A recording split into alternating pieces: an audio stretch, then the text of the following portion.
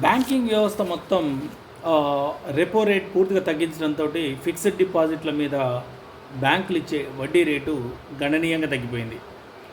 SBI 6.6% వడ్డీని ఇస్తుంటే మిగతా అన్ని సంస్థలు కూడా గ్రామీణ బ్యాంకులు దానికంటే 0.25% ఎక్కువ ఇస్తున్నాయి.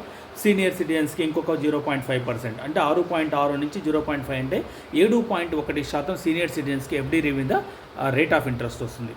6.6% అంటే ఏంటంటే ప్రతి 100 రూపాయలకి ₹6.60 ఇస్తుందన్నమాట ప్రభుత్వం ఏడాదికి. అంటే 1,00,000 రూపాయలు మీరు డిపాజిట్ చేస్తే ₹6,600 మీకు ప్రతి సంవత్సరం వడ్డీ కింద లభిస్తుంది. ఈ వడ్డీ కూడా ట్యాక్సబుల్ వడ్డీ. అంటే మీకు సంవత్సర ఆదాయం ఇంతకుముందు 7 లక్షల వరకు ఉండేది, ఈ సంవత్సరం వరకు 7 లక్షలు దాటితే మీ ఆదాయం దీంట్లో కూడా ట్యాక్స్ కట్ అవుతుంది.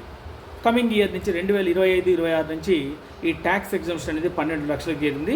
12 లక్షల ఆదాయం లోపు ఉన్న middle class employees, software employees ఇక మీదట ట్యాక్స్ చెల్లించే పరిధిలోకి రారు.